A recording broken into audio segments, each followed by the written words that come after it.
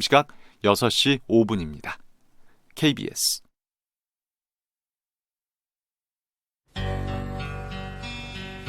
지극 정성을 다하는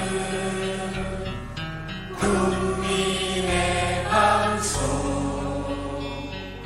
KBS 김용민 라이브. 이 프로그램은 저희에게 쌀 2포대를 선물로 보내주신 휴대전화 뒷번호 2836번 쓰시는 분을 비롯한 애청자 여러분이 모아주신 수신료로 만들고 있습니다. 시작은 미약하지만 끝은 비상하리라. 내일은 대기자로 장성할 소기자 석석 오창석과 함께합니다. 오창석 소기자의 탄상. 그것이 이거 오늘 맞췄어요. 네, 그렇습니다. 오창석 평론가 어서 오세요. 네, 안녕하세요. 정석입니다. 네, 오창석 평론가 4년 전 총선 출마했을 때. 네. 시작은 비상했는데 끝이 미약했습니다. 네. 시작하는 첫날만 네. 비상했습니다. 무슨 말이에요? 그 뒤로 쭉 떨어졌어요. 또 그런 실패가 우리 오창석 평론가에게 굉장히 좋은 자산이 될 것입니다. 네, 제가 그 아버지 담보대출로 네, 그 얘기 나중에 하겠습니다. 네, 담보대출로. 네, 예, 네 그래 했는데요. 예. 한 1억 2천만 원 정도 선관위에서 돌려받았습니다. 그래요. 출마하시는 분들 이 정도 최소 금액이 들어간다는 걸 반드시 인지하셔야 됩니다. 청년들이 선거 직접 그 지역구에 출마하기가 쉽지 않네요. 우리 구조가. 네, 너무나도 돈이 많이 들어가는 구조입니다. 그래서 한때는 저 오창석 씨가 꽤 부자라는 소문이 있었는데 알고 봤더니 아버지가 담보대출을. 그래요. 네, 많은 청년들이 정말 풍운의 꿈을 안고 정치에 도전했으면 좋겠는데 우리 토양이 여의치 않네요. 네, 알겠습니다. 자, 오늘도 선물 드리는 퀴즈부터 내주시죠. 네, 그제 나경원 자유한국당 원내대표가 검찰에 출석했습니다. 패스트트랙 폭력 사태에 대한 조사를 받았는데요. 나경원 원내대표가 검찰에 제출한 의견서 내용이 주목을 받고 있습니다. 나 원내대표는 의견서에서 바른미래당 최이배 의원의 감금 사태에 대해 빵을 나눠 먹고 이것 쇼하는 등 화기애애한 분위기였다. 감금은 아니었다. 이렇게 당시 상황을 설명했습니다. 당시 민경욱 자유한국당 의원이 이것 쇼를 보여줬다고 하는데요. 네네. 이것을 사전에 검색하면 이렇게 나옵니다. 재빠른 손놀림이나 장치, 속임수를 써서 불가사의한 일을 보여주는 것. 영어로는 매직이라고도 합니다. 네, 그렇습니다. 그러니까 이제 최이배 의원이 못 나오게, 네. 방에서 못 나오게 이 방을 그 차단을 했죠. 네. 예. 소파로 가구로 이렇게 네, 차단을 맞습니다. 하고 그리고 그렇게 못 나오게 만들어 놓고 거기서 자유한국당 의원들이 빵을 나눠 먹고 마술쇼를 했다. 이걸 이제 말하자면은 나경원 원내대표가 자기들에게 유리한 증거라고 내세운 거 아니겠어요? 그렇습니다. 네. 이걸 바라보는 국민들의 마음은 좀 헤아리고 이런 의견서를 냈으면 얼마나 좋았겠나 생각이 들고요. 네, 정답이 은연중에 나왔네요. 그랬나요? 못 들으신 분도 있을 거예요. 예. 너무 자연스러웠어요. 자, 괜찮아, 자연스러웠어. 자, 여러분 이분 생각하면 됩니다. 이흥선 씨라고 하세요. 이흥선 씨. 이은결 씨 납니다. 이흥선 씨. 그렇죠. 이은결 씨. 무슨 관계가 있으신가? 이흥선 선생이라고. 뭐 우리나라 최초의 마술사입니다. 어렸을 때 저희 80년대 텔레비전 많이 나오셨어요. KBS에서도 많이 이분이 출연했었고 돌아가셨네요. 2011년에 세상을 떠나셨어요. 이흥선 선생의 이흥선 선생의 매직 기억이 납니다. 그 유리겔라 아세요? 유리겔라. 네, 알고 있습니다. 네, 유리겔라. 그분도 일종의 그런 거 아니겠습니까? 그렇습니다. 네, 알겠습니다. 여러분 정답 보내주시기 바라겠습니다. 샵 9730 짧은 문자 50원, 긴 문자 100원, 콩으로 보내시면 무료입니다. 퀴즈 정답 보내주신 분들 중에 추첨을 통해 저희가 모바일 커피 쿠폰 보내드리도록 하겠습니다. 자, 오창석 소기자 오늘 첫 번째 뉴스 뭡니까? 네, 오늘이 11월 15일입니다. 총선이 4월 15일 딱 5개월 그렇습니다. 남았습니다. 네네. 네, 전북 익산시을 선곡으로 먼저 한번 가서 이야기를 좀 나눠볼까 하는데요. 익산을. 네. 익산을은 현재 사선의 조배숙 민주평화당 의원이 지키고 있습니다. 이분은 대한신당 안 갔어요. 예, 네. 맞습니다. 민주평화당에 남아 있는데요. 처음에 우리당으로 당선되고 통합민주당 그리고 무소속 그다음에 국민의당 당선하면서 사선 의원이 됐습니다. 열린우리당에서 처음 배지를 달았지요. 네, 맞습니다. 그래서 사선 의원인데요. 내년에도 출마 의지를 밝히고 있어서 5선 도전이 될 것으로 보이고 이 지역의 도전자로는 민주당의 한병도 전 대통령 비서실 정무수석이 있습니다. 이분도 열린우리당 의원을 지냈어요. 네, 맞습니다. 그리고 같은 당의 김성중 전 익산경찰서장도 예비 경선을 준비하고 있다는 소식입니다. 더불어민주당에서. 예, 맞습니다. 그리고 대한신당에서는 김현근 전 전북도의원, 권태홍 정의당 사무총장 역시 이 지역에서 열심히 표밭을 다지고 있다는 얘기가 있습니다. 네, 알겠습니다. 아, 익산 뜨겁네요. 네. 이 한병도 전 수석이 아무래도 청와대에 있었기 때문에 유리한 고지를 선점한 것이 아니냐라는 이야기가 흘러나올 수 있는데요. 네. 사실 이제 지역구 예비 경선은 어떠한 중앙에서 또는 전국적인 인지도 가지고 무조건 이길 수 있는 부분은 아닙니다. 네. 단적인 예로 들었을 때 서울 은평구 더불어민주당 예비 경선에서 임종석 전 의원을 강병원 당시 초선 의원이 이기는 그렇죠. 기염을 토하게 됐죠. 지금도 임종석이 더 유명한가, 강병원이 더 유명한가 할 때 임종석 네. 전 의원을 얘기할 겁니다. 네. 뭐 사실 그 사이에 또 대통령 비서실장도 지냈으니까 지명도가 또 더 올라간 측면도 있겠지만 당시만 해도 그렇습니다. 예, 그렇죠. 지명도만으로는 이게 경선에서 뭐 반드시 유리하다 이렇게 말할 수는 없는 거예요. 네, 맞습니다. 지역은 지역대로 표밭을 다시 다져야 되는 부분이고요. 네. 그렇기 때문에 향후에 청와대 출신 인사들이 출마를 더 많이 할 것이다. 출마를 어디로 할 것인가에 대한 귀추가 주목되고 있습니다. 뭐 50명이다, 70명이다 이런 얘기 나오고 있는데 네. 그러면 문재인 대통령 곁엔 누가 있습니까? 예. 근데 이미 나간 사람들도 있고 포함해서 아마 그렇게 이런 숫자가 나오는 것 같은데요. 네네. 50명, 70명이다 이런 건 너무나도 광범위한 숫자이기 때문에 몇몇 사람들만 좀 따져볼 필요가 있다고 생각을 합니다. 네네. 먼저 한병도 전 정무수석은 얘기를 했고요. 정태호 일자리 수석 같은 경우는 네. 뭐 원래 저 관악구에서 정치했던 분 아닙니까? 네, 맞습니다. 서울 네. 관악을 해서 사실 2번 낙선을 했습니다. 음. 그래서 청와대 출신이라서 준비한다라기보다는 자신이 출마했던 지역에 다시 도전한다라고 보는 것이 예. 맞을 것 같습니다. 두 번 떨어진 그 선거에서 당선된 사람은 바로 오신환 맞습니다. 바른미래당 원내대표입니다. 네, 맞습니다. 예. 그리고 박수현 전 청와대 대변인이었죠. 그렇죠. 네. 충남도지사 지원했다가 예. 도전했다가 중도에 멈출 수밖에 사퇴했었죠. 없었는데요. 예. 충남 공주에서 2012년에 처음 당선됐다가 네. 2016년에 낙선했습니다. 똑같은 지역에서 다시 준비를 하고 있는 것으로 보이고요. 네. 지금 제일 먼저 나가서 자기 시내 지역구를 열심히 돌았던 사람 중에 한 명은 윤영찬 전 국민소통수석입니다. 성남의 선가 나오죠? 맞습니다. 네. 성남 중원구고요. 네. 이 지역 같은 경우는 현역 의원이 자유한국당의 신상진 사선 의원입니다. 사선 의원이에요. 네. 예. 근데 여기 보면은 이 지역도 윤영찬 수석이 내려가기 전에 이미 지역위원장이 표밭을 다지고 있었는데 네. 조신 지역위원장입니다. 더불어민주당 당협위원장 지역위원장인데 음. 조신 지역위원장 같은 경우는 지난번에 표창원 의원 지역구에 먼저 표밭을 다지고 있었다가 표창원 의원이 전략 공천되면서 네. 이 지역으로 옮겨갔습니다. 예, 예. 다시 그런데- 한번 이제 이번에는 아마 예비 경선을 하겠죠. 네, 네. 예비 경선을 거쳐서 본 후보가 되면은 아마 지금으로서는 신상진 의원과 맞붙게 될 가능성이 매우 높습니다. 네. 알겠습니다. 아, 참 청와대 출신이라는 문재인 정부 청와대 출신이라는 프리미엄이 상당하네요. 네. 그리고 지금 뭐 김광진 정무비서관도 혹시 출마를 할 수도 있다 이런 얘기가 흘러나오고 있는데요. 지난번에 순천 예비 경선을 했다가 낙천했죠. 네. 서가번 전 의원이 여기 네, 당협위원장인가요? 네 그렇습니다. 현재 준비 중인 것으로 알고 있고요. 네, 네. 이 지역의 현역 의원은 이정현 의원입니다. 이정현 의원. 네, 전 새누리당 대표. 맞습니다. 네. 현재는 무소속으로 활동을 하고. 다음에 또 나온답니까? 제가 듣기로는 다음에 또 출마를 하거나 음. 소규모의 정당을 창당해서 나올 것이다.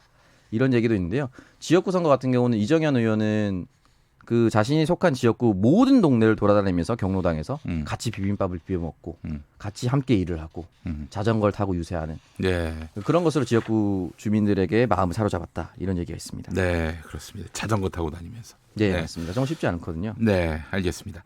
다음 뉴스 한번 다뤄볼까요? 네, 박지원 의원이 이 청와대 출신 총선 출마는 있을 수 없는 일이다 이런 이야기를 짧게 남겼고 말씀하셨던 것처럼 문재인 대통령 곁에 누가 그러면 남게 되느냐 이런 일가를 하기도 했습니다. 네, 네, 알겠습니다. 다음 뉴스로 가자더니 왜 다음 뉴스로 안 가고 여기서 멈춰서. 여기서 짧게 예, 전해드리고요. 알겠습니다. 진짜 다음 뉴스. 네, SNS 중에 인스타그램이라고 있습니다. 예, 예, 예. 인스타그램에 한국을 포함한 미국, 독일, 인도, 인도네시아 등 5개국에서 네. 일부 사용자 향해서 좋아요 수를 보여주지 않는 기능을 시범 운영한다. 오. 현재는 좋아요를 누르면 몇백 명이 몇십 명이 좋아요를 눌렀습니다가 보입니다. 네, 네. 근데 이 기능을 설정을 하면은 누구누구님 외 여러 명이 좋아요를 표시했습니다. 그렇죠. 그러니까 정확한 수치가 나오지 않는 것이죠. 네, 네, 네. 그래서 인스타그램은 사용자들의 피드백을 끊임없이 수렴해서 더 안전하고 건강한 플랫폼을 만들기 위해서 이 기능을 계속해서 발전시키고 적용 지역도 전 세계로 확대해 나갈 예정이다. 왜 그렇게 하는 거예요? 좋아요 수를 왜 숨기는 거예요? 글쎄 뭐 편중된 것을 뭐 막기 위해서다. 뭐 이런 얘기도 나올 수 있는데요. 뭐가 편중된 거예요? 그러니까 어떤 특정인에게만 좋아요 수가 너무 많아서 아. 상대적인 뭐 박탈감이라든지 또는 네. 뭐 흔히 말하는 인플루언서 이런 것들이 있잖아요. 영향력이 큰 사람. 네네. 네. 그래서 이제 골고루 또 가린다. 뭐 이런 것도 있는데 제가 생각하기에는 이 좋아요 수는 그 사람의 인스타그램 내 영향력이거든요. 이러한 핫 이슈가 되는 빅데이터를 독점하겠다라고도 해석할 수 있습니다. 이미 인스타그램 같은 경우는 굉장히 상업적으로 발전이 많이 되어 있고 인스타그램은 누가 얼마나 좋아요 눌렀는지를 알 수 있을 거 아니에요. 그렇죠. 네. 가려두면 본인 스스로만 알 수가 있는 상황이 되는 거죠. 그러네요. 예, 알겠습니다. 오창석 평론가 아무한테나 좋아요 누르는 그런 분으로 아주 정평이 나 있어요. 예, 그래요. 만인을 사랑하라는 가르침을 부모님께서 예, 해주셨기 그래요. 때문에 뭐 그냥 뭐 정치 성향이 다른 분들한테도 좋아요 눌렀다가 예, 그래서 오해를 실수. 사시는 오해를 사시는 일이 많았는데 네. 이 뉴스 좋아합니까? 이신호 씨 좋아하고요. 아, 예, 김용민 씨 SNS 항상 좋아요 누르고 있습니다. 그래요? 네. 하지 마세요. 오해를 살 수가 있습니다. 예, 예, 예. 알겠습니다. 예, 그 사실은 이제 정말 좋아요가 많아지면은 기분 좋고 또 그 수가 너무 적으면은 내가 잘못 생각하고 있나? 굉장히 또 위축되는 면도 있고. 아 맞습니다. 그래요. 글의 편차에 따라 달라지죠. 그런 거에 휘둘리지 말고 내 생각은 뭐 내가 정당하고 내가 당당하면은 그거 당연히 뭐 내 생각에 대해서 그렇게 저기 뭐 이거 대중의 눈치를 보고 뭐 하여간 참 그렇게 남에게 휘둘리지 않을 수 있을 텐데 말이죠. 네, 알겠습니다. 자, 다음 뉴스 하나 더 살펴보겠습니다. 네, 수능이 끝이 났고요. 네. 오늘은 이제 가채점을 각 학교마다 했다고 합니다. 실제로 제 친구 중에 고3 담임 선생님이 있는데 지금 같은 경우는 수시가 비중이 매우 높기 때문에 예전만큼의 수능 분위기는 아니라고 합니다. 네네네. 하지만 어쨌든 수능에 가채점 할 때 학생들의 표정만 보더라도 학생들이 잘 쳤는지 못 쳤는지 알 수 있다라고 예. 할 수 있다네요. 근데 앞으로 정시가 확대되면은 이 수능 결과에 따른 학생들의 어떤 반향이 크겠어요. 네, 그럴 수밖에 없고요. 절망도 커지고 또 뭐 굉장히 부푼 희망도 커질 것이고. 맞습니다. 네. 왜냐하면 그 대학 입시의 그 수능 의존 비중이 높아지게 되는 거니까요. 맞습니다. 예, 네. 알겠습니다. 그 대학 다니실 때는 뭐 수시가 정시가 어땠어요? 저희 때는 제가 2005학년도 2004년에 수능을 봤는데요. 네. 정시 비중이 굉장히 높았던 걸로 기억하고 있습니다. 그러면 수능 다음 날은 뭐 정말 여러 표정들이 많았겠네요. 네, 사실은 그 등교하는 표정만 봐도 알 수가 있습니다. 저 때는 거의 걸음걸이만 봐도 알 수 있었다는. 네. 그렇죠. 수능 채점 수능을 하고 치르고 이제 나오는 교문 밖으로 나올 때의 표정만 봐도 자신을 알 수가 있습니다. 그래요. 사실 뭐 이 수능 고생한 또 여러 가지 과정들이 있었으니까 수능 결과에 따라서 뭐 그 심리가 좌우되는 것은 당연하긴 하겠지만 그렇다고 수능 결과가 그 사람의 인생 가치를 의미하는 건 아니지 않습니까? 그렇습니다. 예. 예. 절대 그거 말고도 다른 인생의 루트가 많으니까요. 예, 그런 좌절하지 얘기하니까 또 저기 갑자기 꼰대 같은 느낌이. 그렇습니다. 예.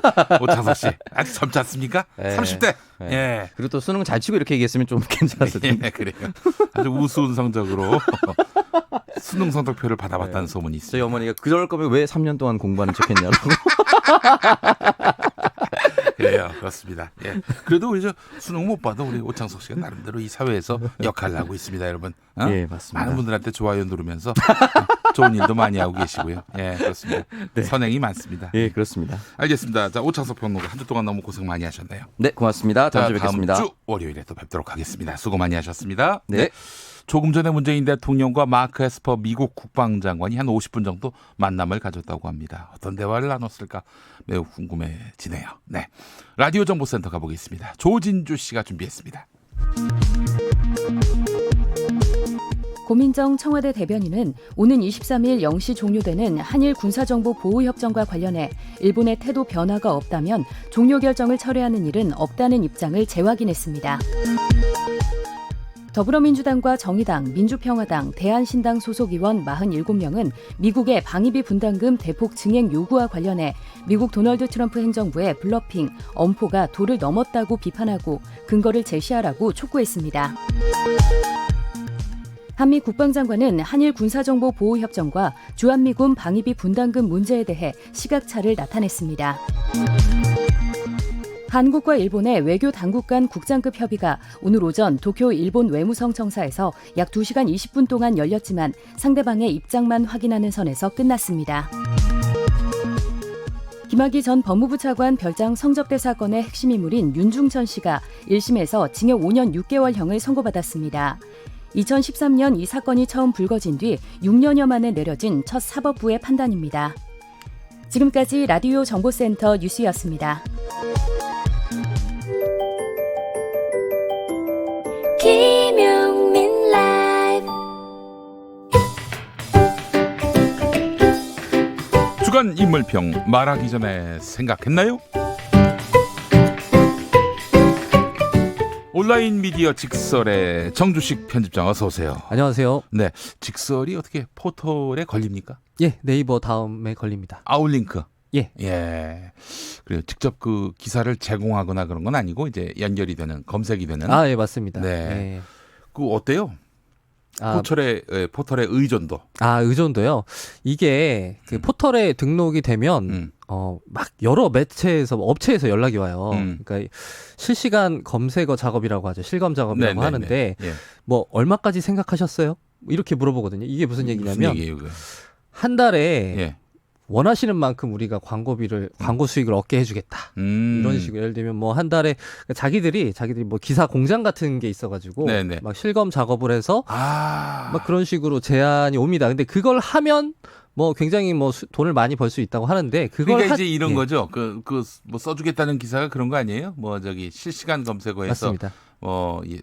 그 순위에 올라와 네. 있는 그런 검색어와 관련한 기사를 만들어주겠다. 예, 그거를 자기들이 써서 자기들이 올리고 광고까지 붙여서 이제 매체에 수익을 전해주겠다 이런 건데 아, 그래서 수익을 배분하자. 맞습니다. 예. 뭐 5대5 이런 건데 이게 그걸 안 하면 사실 뭐 그냥 자연스럽게 일반 기사만 써서는 포털의 의존은 뭐 거의 미미하다고 보면 됩니다. 아, 그래요. 그렇게 해서 이제 검색했을 때 그 네. 기사를 그 찾아가지고 들어오는 사람들, 네네.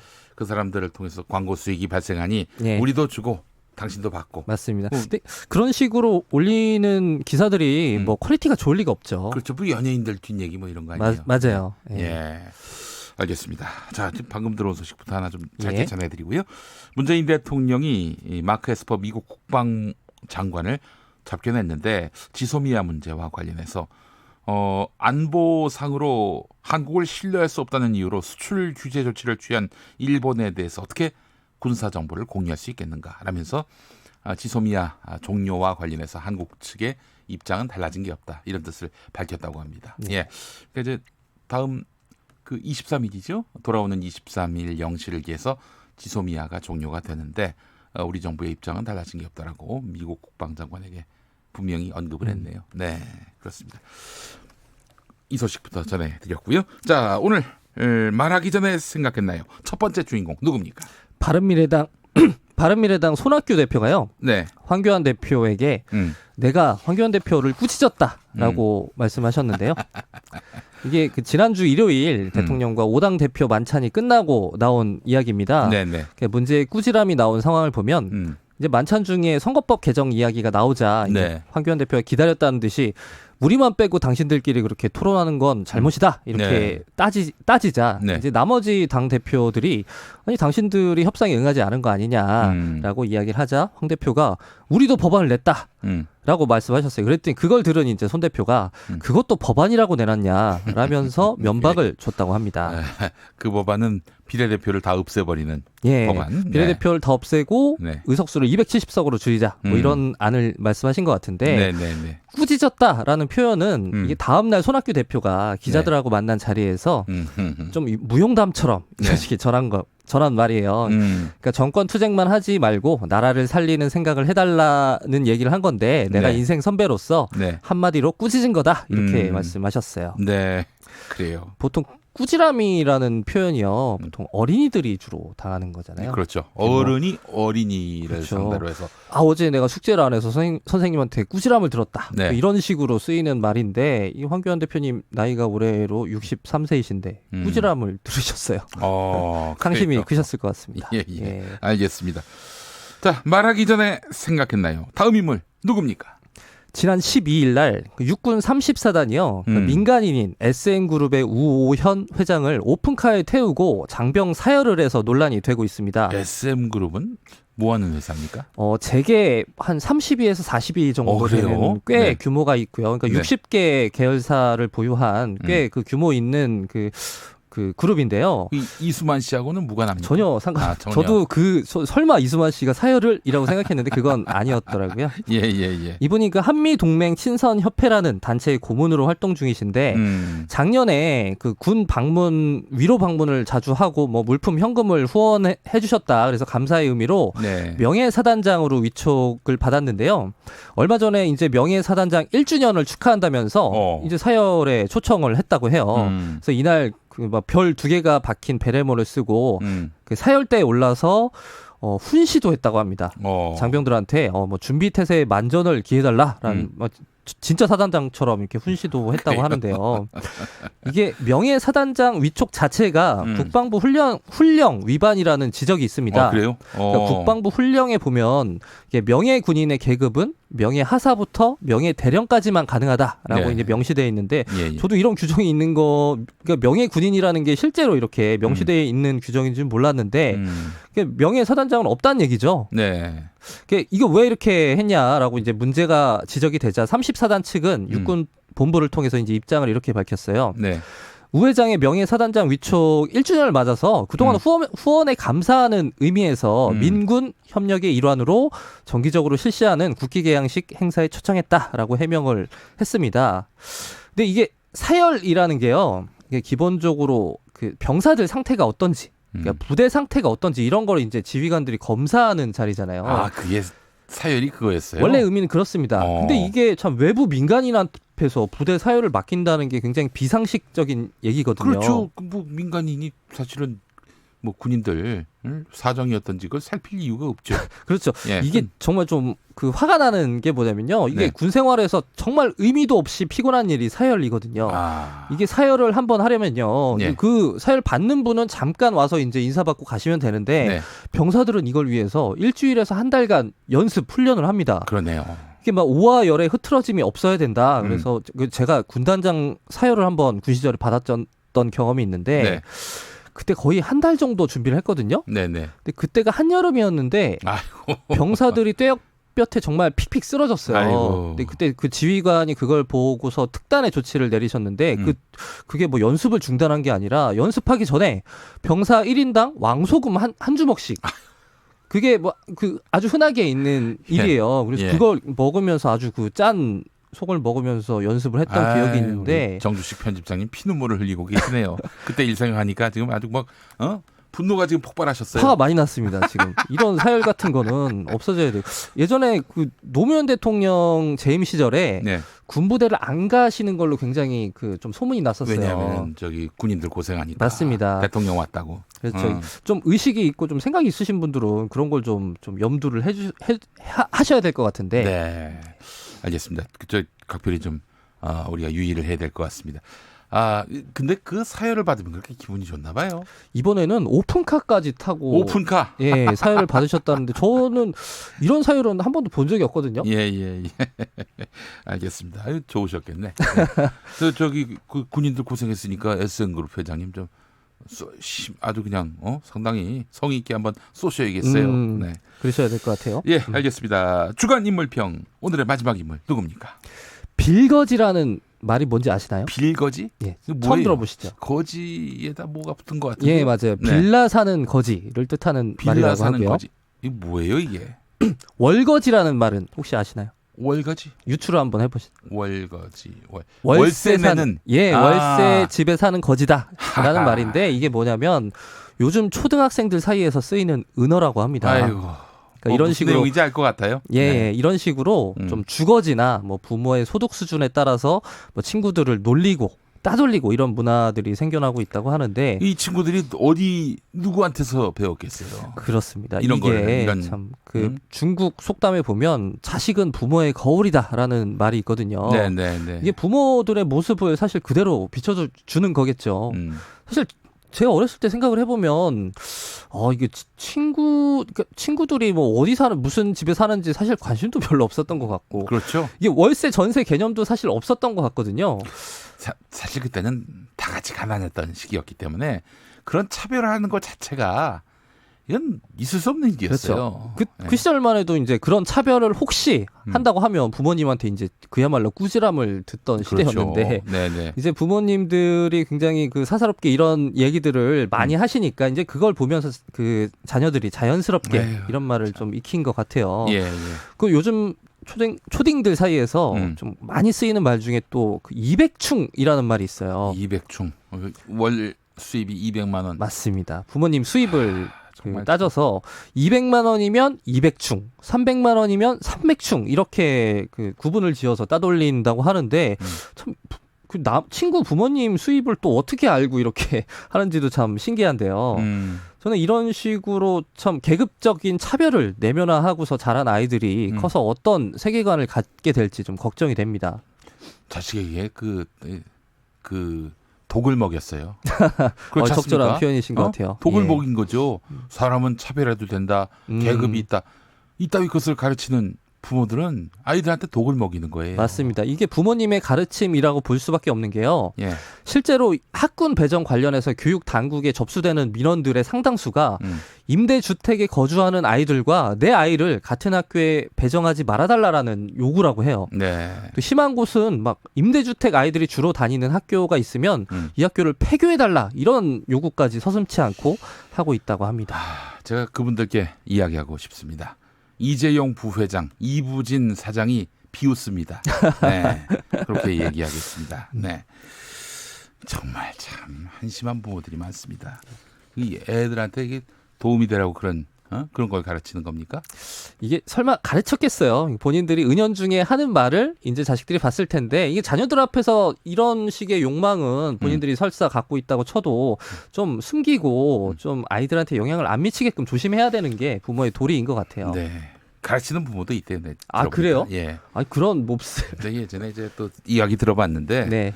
그 뭐 초등학교가 임대파 자가파로 확 갈려가지고 맞아요. 그렇게 아이들끼리 서로 뭐 밥도 같이 안 먹고 뭐 그런데요. 근데 나중에는 또 자가파 중에서도 하우스 푸어파와 정말 씁쓸하네요. 비하우스 푸어파로 또 갈린다고 합니다. 나 참 기가 그런 막힙니다. 정보를 초등학생들이 친구들끼리 그런 정보를 어떻게 알고 또 이렇게 구분을 짓는지 그것도 글쎄 좀 말입니다. 신기하네요. 예. 아이고 암담합니다. 이런 얘기까지 들으면 말이죠. 오늘 날씨처럼 주간 인물평 말하기 전에 생각했나요? 온라인 미디어 직설의 정주식 편집장 오늘도 재밌는 이야기 잘 들었습니다. 감사합니다. 네, 씁쓸한 이야기, 오픈 이야기도 많이 들었고요. 교통정보 들어야죠. 네, 6시 33분 지나고 있는데요. 김민희 씨가 준비하고 있습니다. 네, 비 내리는 금요일 퇴근길 돌발 구간이 많습니다. 호남고속도로 천안 쪽으로 옥과 부근 1차로에서는 사고 처리 작업을 하고 있고요. 더 가서는 동광주 부근으로 정체 심합니다. 반대 순천 쪽으로 내장산 부근 1차로에서도 사고가 나면서 이 일대 3km 구간에서 속도 많이 떨어져 있습니다. 남해고속도로 순천 쪽으로 남순천 요금소 부근에서도 사고가 났고요. 중부 내륙고속도로 지선 대구 쪽으로 달성 부근 정체 역시 사고 여파입니다. 더 가서도 화원에서 남대구 사이와 서대구에서 금호분기점까지 정체입니다. 경부고속도로 서울 방면으로 도동분기점 부근에서도 사고가 났습니다.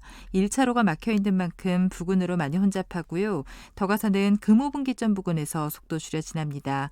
이후로는 안성분기점에서 동탄분기점 사이로 정체되는데 이 사이 오산 부근에서도 사고가 났습니다. 더 가서는 기흥에서 죽전 사이와 판교분기점 일대, 다시 달래내고개부터 반포까지 20km가 넘게 정체 심합니다. KBS 교통정보센터였습니다.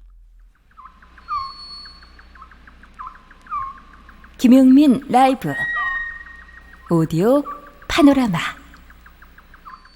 청와대 관계자들 여러 명에게 물어봤는데 답은 모두 같았습니다. 지소미아 종료 결정은 쉽게 번복할 사안이 아니라는 겁니다. 문 대통령의 의지가 확고하다. 지소미아를 연장하라. 한일 두 나라 사이에 군사정보 보호 협정에 대해 미국이 감노라, 배너라. 이에 대한 청와대의 입장, 번복 못한다.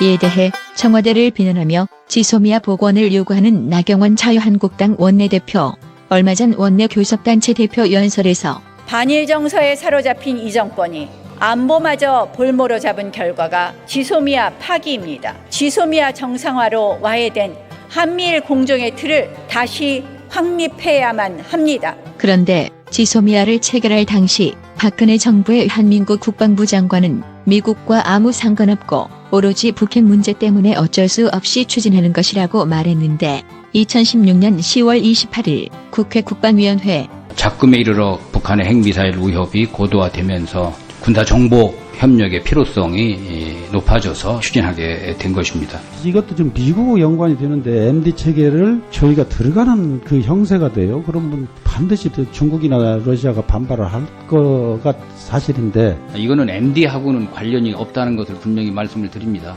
결국 협정은 가서명됐고 2016년 11월 18일 김진표 더불어민주당 의원 한민구 장관에게 협정 배후에 미국이 있느냐고 묻고 미국 측이 이거는 꼭 좀 빨리 해달라라고 요청이 있었습니까? 그런 요청이 없었습니다. 그러나 한민구의 말 바꾸기는 한두 번이 아니었던 터.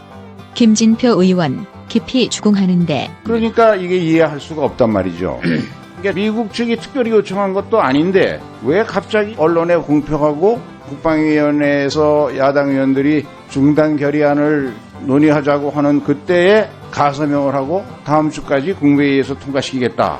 끝내 박근혜 대통령 청와대가 시킨 것이냐고 묻는데 이것을 10월 28일 재추진하는 결정을 국방부에서 건의했습니까? 청와대에서 지시를 받아서 하셨습니까? 저희들이 건의를 했습니다.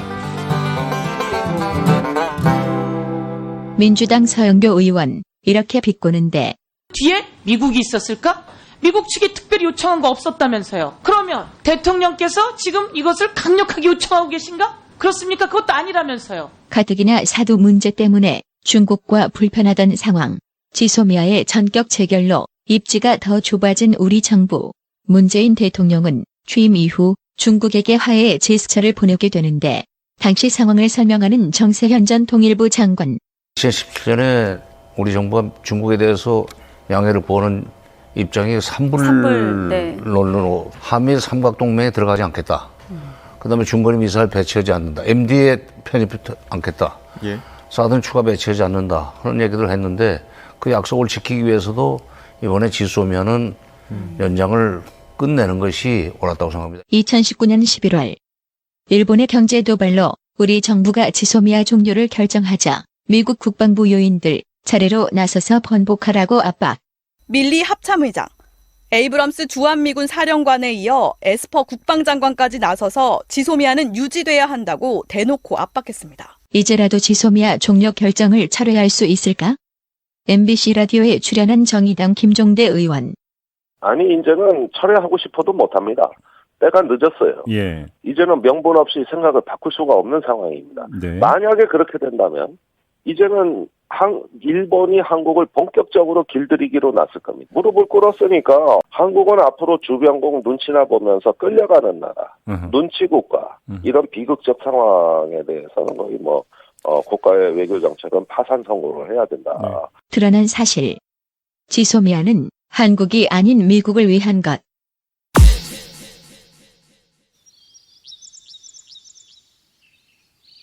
당신의 나라엔 어둠이 내려도 조금도 무섭지 않네요. 작은 별들 모두 이곳으로 와 우릴 밝혀주죠. 당신의 세상에는 전둥이 쳐도 하나도 겁나지 않네요.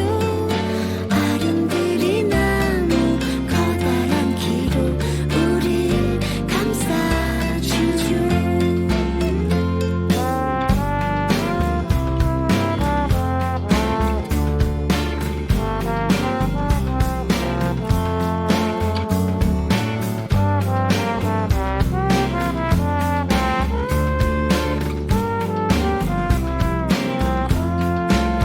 그대를 믿고 있지만 자꾸 난 떨리는 걸요. 아직 손을 놓지 말아요. 내가 눈 뜰 때까지 너무도 아름다워요. 초록빛 이 세상은 당신의 나라엔 어둠이 내려도 조금도 무섭지 않네요. 작은 별들 모두 이곳에 내려 우릴 밝혀주죠. 내가 그곳에 가면 모두들 반겨줄까요? 아무도 놀라지 않도록 나도 노력할게요. 그대만 허락한다면 이곳에 남을게요. 당신의 세상에는 전둥이 쳐도 하나도 겁나지 않네요. 어른들이 너무 커다란 키로 우릴 감싸주죠. 당신의 나라엔 어둠이 내려도 조금도 무섭지 않네요. 작은 별들 모두 이곳으로 와 우릴 밝혀주죠.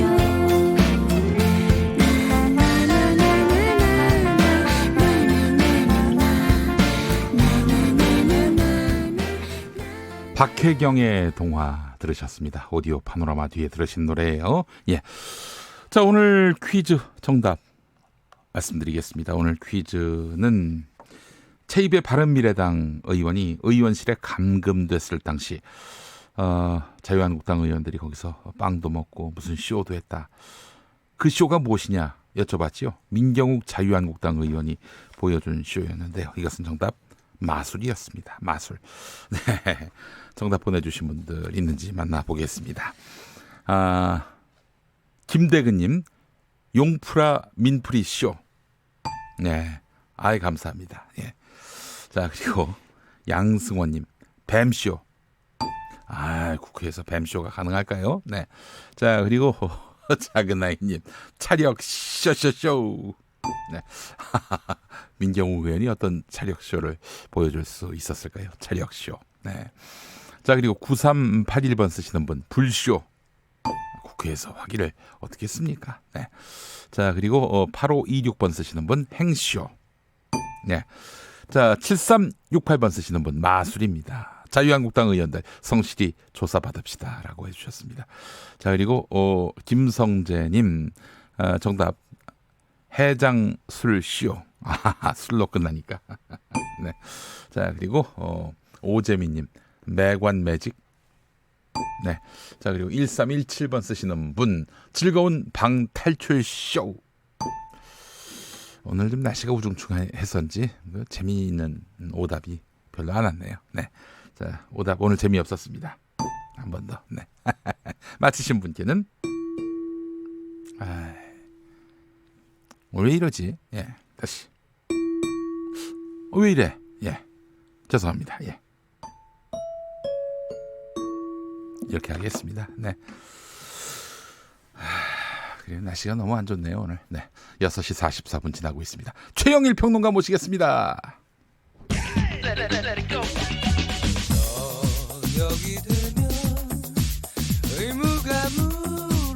김용민 라이브를 듣고 계시죠? 처음에 만난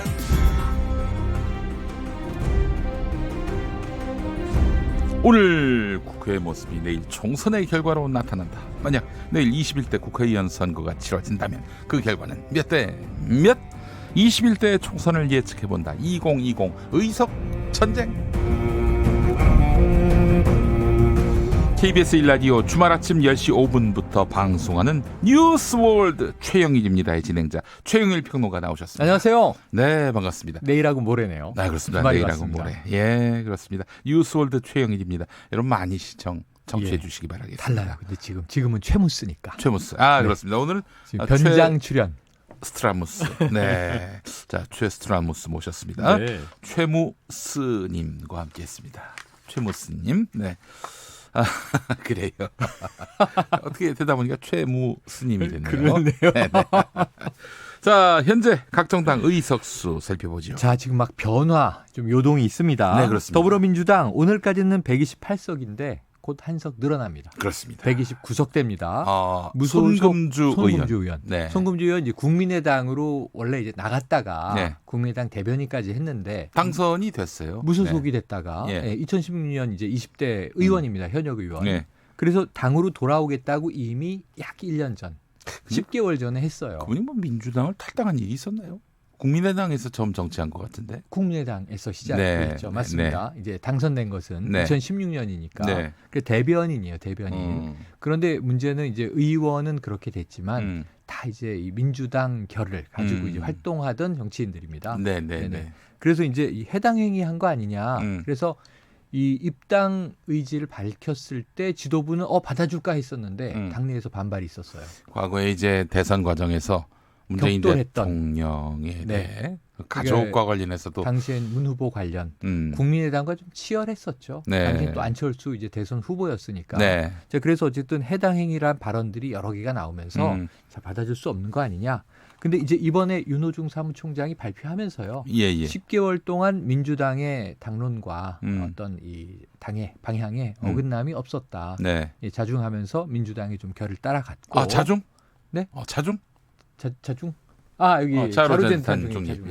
저는 극중인데 우리 김영민 앵커 자중이시죠. 예. 자중자애. 네. 그러니까 이제 좀 몸조심을 하면서 의정 활동을 했고 그 다음에 이제 지역구 쪽에서 반대가 없다는 거예요. 네. 그리고 지역위원장을 달라든가 공천을 보장하라든가. 본인은 내년 총선 때 경선하겠다는 거죠? 예, 우리 지역에서 나오는 모든 후보들과 경선해서 이 지역 유권자 또 당원들의 뜻을 따르겠다. 그러니까 뭐 백의종군하겠다는 입장입니다. 제가 일단 이건 어디까지나 취재한 건 아니고 상상을 한번 상상의 나래를 한번 펴보면은 뭐예요? 이게 김무스예요. 사실은 이제 국민의당 출신 인사를 민주당에서 받은 거 아니겠습니까? 그렇죠. 지금 이런 표현을 써서 그렇습니다만은 비유하자면은 구천을 떠도는 호남 정치인들이 아주 많습니다. 많아요. 지금 많아요. 그런데 이제 손금주 의원을 끌어안았단 말이에요, 민주당이. 그분들한테는 굉장히 중요한 시그널이 될 수도 있는 겁니다. 지금 이거는 또 보수대 통합과는 다르게 당대당 통합 이런 것이 아니라 자, 그럼 이제 내년 총선에서 똑같이 경선 룰을 따르고 한번 가볼 테니 어쨌든 이 지금 말씀하신 대로 구중을 떠돌고 있는 이 방황하는 영혼들을 좀 함께 해주시오. 네. 그럼 이제 이 범위원이 넓어진다. 이렇게 그래서 사실은 이런 분들을 끌어안는다라고 한다면은 끌어안을 수도 있다라는 이런 시그널만으로도 네. 앞으로 민주당이 이제 중요한 표결을 또 앞두고 있는 상황 아니겠습니까? 패스트 트랙 건도 있고요. 12월 3일에. 그래서 미리 이렇게 하면은 우리가 받을 수 있다. 맞습니다. 미리 말씀드리면 무소속이 18명이에요. 네. 그런데 지금 이 중에 이제 뭐 진보 보수다 망라돼 있어요. 네, 근데 네. 우선 이 중에 10석은 대한신당입니다. 네, 네, 네. 그리고 이제 8석에 속해 있던 송금주 의원이 지금 민주당에 입당하게 된 건데 네. 상당히 나름 부러워하면서 기대감을 가지고 있는 일부 무소속 의원이나 혹은 바른미래당 이 민주평화당 의원들도 존재한다. 네. 이 좀 어떻게 이제 앞으로 이 정계 개편에 또 민주당 중심의 좀 이 돌풍이 불지 지켜봐야 될 것 같은데. 네네. 그다음 지금 자유한국당 말씀드릴게요. 네. 더불어민주당 어쨌든 미리 플러스 1 129석. 네. 자유한국당은 지금 108석. 지난주 109석이었어요. 한 석이 줄었습니다. 예, 112석에서 계속 한 석씩 줄고 있어서 오늘 현재 108석인데. 마이너스 1의 주인공은 자유한국당 엄용수 의원입니다. 네, 그렇습니다. 네. 밀양시장도 지냈고 밀양시장도 밀양 지냈고 현재 밀양, 의령, 함안, 창녕이 통합된 경남의 이제 지역구예요. 흥미로운 건요. 이분이 밀양시장도 했을 때 그때 2006년이었는데 그때 당적이 열린우리당이었어요. 기억납니다. 열린우리당이었다. 2010년인가 그쯤 아마 다음 지방선거를 앞두고 탈당을 해서 당시 한나라당에 입당한 그런 경우를 하겠습니다. 그리고 어찌 보면 좀 지역 특성에 따라서 바람이 부는 지역들이 있습니다. 올곧게 또 한 당을 유지한 분들이 있는가 하면 왔다 갔다 한 분들도 있는데 예를 들면 이런 경우죠. 지금 천안시장도 이 당선 무효가 됐어요. 근데 이제 여기는 지자체긴 하지만 의석 전쟁에선 빠지지만 더불어민주당 지역이에요. 아, 그래요? 예. 그러니까 이제 기초자치단체 하나가 날아간 셈인데 이분도 사실은 열린우리당이었다가 그 다음에 자유선진당에 갔어요. 그랬다가 이제 민주당으로 안착을 해서 지금 이제 기초자치단체를 맡았는데 이번에 날아갔고 지금 한국당의 경우에는 엄용수 의원이 의원직을 상실하면서 108석으로 주저앉았습니다. 자, 위기의 바른미래당 지금 이제 분당이 가속화되고 있는데 어쨌든 이번 주까지는 28석, 정의당 6석, 민주평화당 4석, 우리공화당 2석, 민중당 1석까지가 의석이 있는 정당이 되겠습니다. 네. 엄용수 의원 징역 1년 6개월이 확정이 돼가지고 지금 집행유예가 아니에요. 네, 실형이에요? 그럼? 실형이에요. 그래서 이제 가야 되는데 다만 법정 구속은 하지 않았습니다. 그러니까 이제 이 교정 당국과 협의해서 며칠 안에 가야 돼요. 언제까지 입소하겠소 하고 이제 지금 형을 집행받아야겠는데요. 집행유예가 아니었군요. 이게 정치자금법 위반인데 2억 원 추징당했습니다. 네. 2억 원이 정당하게 썼는데 무슨 말이냐. 선관위가 무슨 얘기냐. 정당 후원금과 아무 상관없는 돈이다. 그러니까 불법 수수한 것으로 판단을 했고요. 이 2억 원을 줬다는 기업인 안모 씨의 일관된 주장이 법정에서 받아들여졌습니다. 예, 알겠습니다. 자, 나경원 자유한국당 원내대표 검찰에 출석을 했습니다. 패스트트랙 수사 관련인데 요즘 이런 얘기도 있어요. 정치권에서. 자유한국당의 명예공천심사위원장이 윤석열 검찰총장이다. 예. 어떻게 될 것인가. 예, 그렇습니다. 명예가 아니라 실권자 아니에요? 사실상 실권자. 사실상 목숨줄을 쥐고 있다고 해도 과언이 아니죠. 실소유주 논란 이런 거 있잖아요. 실을 붙이면. 왜냐하면은 이게 명예는 원래 권한이 없이 이렇게 이제 무게감을 더하는 경우인데 사실상 이 공천 여부를 좌우하고 있는 거 아닌가요? 글쎄 말이에요. 60명입니다. 60명. 네. 그런데 이제 일전에 이 황교안 대표가 셀프 출석을 했는데 이때도 또 5시간 스스로 왔는데 이 기자회견 되게 비장하게 했어요. 내 목을 치시오. 그러고 들어갔는데 5시간 동안 진술 거부권을 행사하고 나왔죠. 나경원 원내대표가 아닌 원내대표 말고 황교안 대표. 원외 이제 대표입니다. 근데 나경원 그때 이제 황교안 대표는 왜 가신 건가? 본인은 고발당하지 않았어요. 왜냐하면 국회 내에서 이제 뭐 몸싸움을 한다든가. 몸싸움한 사람들은 다른 의원들이었습니다. 다른 의원들입니다. 그래서 여기 60명이 있고 그것을 지시한 정황이 있지 않느냐 해서 나경원 원내대표가 원내 사령탑이니까 이번에 그 이야기 할 줄 알았어요. 근데 내가 책임지겠습니다. 그러고 갔는데 입장문은 많이 써가지고 가셨는데 이 나경원 원내대표가 어떻게 책임질지는 전혀 드러난 바는 없고 그러니까 이게 불법 감금, 체입에 의원 당시 사보임당에서 이제 간사로 들어가지 않았습니까? 네네네. 패스트트랙에 가장 중요한 역할을 한 게 사실인데 바른미래당 의원이잖아요. 네. 근데 바른미래당의 사보임이 이제 불법이다 이렇게 주장하는 거고 이걸 문희상 이 국회의장이 왜 받아줬느냐예요. 그래서 이제 잘못됐다라고 보는 것이 나경원 원내대표의 시각인데 네. 어쨌든 깜짝 놀랐습니다. 빵 먹고 마술쇼하고 네. 이런 감금 저도 당해보고 싶네요. 빵 주고 마술쇼 해주고. 예. 좀 위태로워요, 사실. 지금 위태로워요. 그 검찰 수사, 경찰 수사 협력도 안 했지, 협조도 네. 안 했지. 네.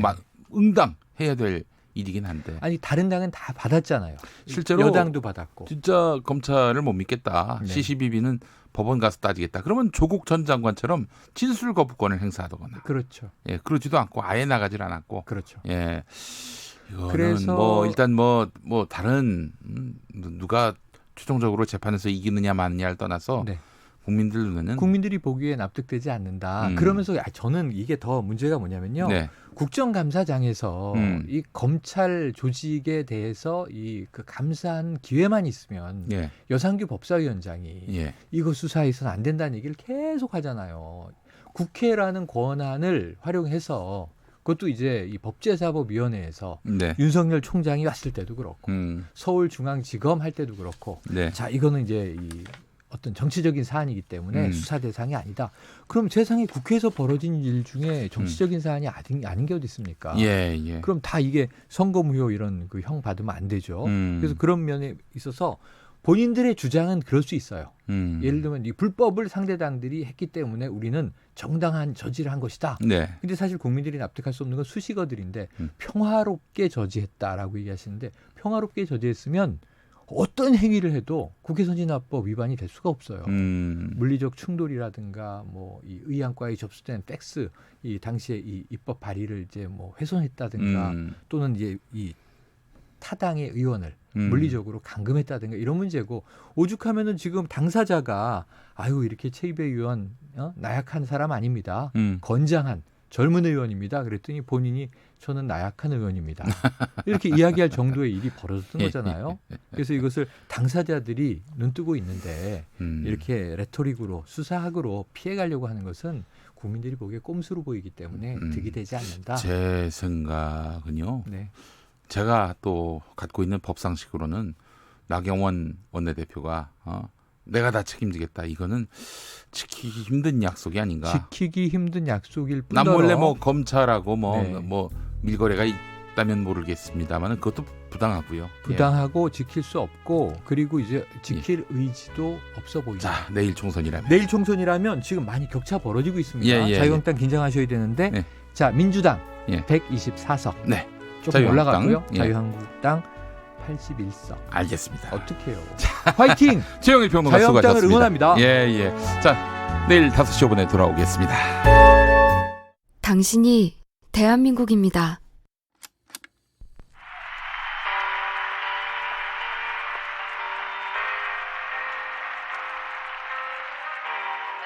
통일부 통일교육원 학교통일교육과에 근무하고 있는 박화경 주무관입니다.